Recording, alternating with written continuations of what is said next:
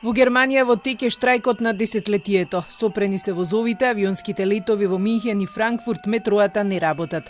Железничкиот и транспортниот синдикат ЕВГ и синдикатот на јавниот сектор Верди повикаа на предупредувачки мега штрајк кој ќе трае 24 часа.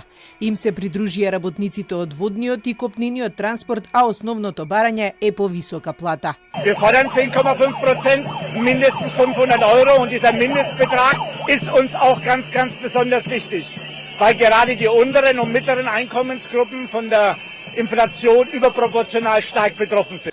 Работодавачите, главно државните и компаниите од јавниот сектор, досега ги одбиваа барањата. Наместо тоа нудеа зголемување од 5% со 2 еднократни исплати од 1000 и 1500 евра, оваа и следната година, но синдикатите ги одбиваат овие понуди. Возовите не сообраќаат речиси воопшто денеска, а од аеродромите работи само берлинскиот. Градскиот превоз е сопрен во 7 од 16 провинции. Луѓето денеска се одлучија да ги запалат автомобилите, што предизвика невиден хаос на улиците.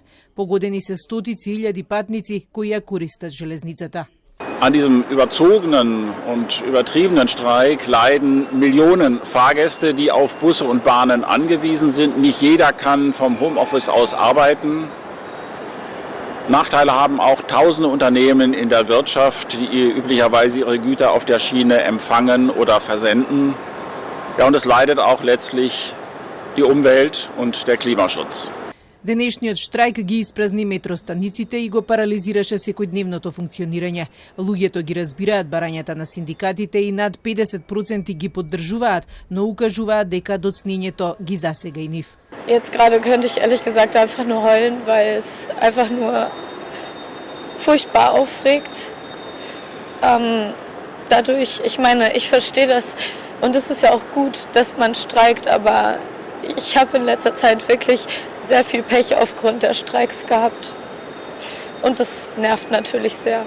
Иако станува збор само за 24-часовен штрајк, хаосот во сообраќајот ќе трае уште неколку дена. И Германија се бори со висока инфлација која е речиси 9% во февруари, откако руската инвазија на Украина ги зголеми трошоците за храна и енергија. Работодавците ги обвинуваат синдикатите дека со нивните барања ја подхрануваат инфлацијата.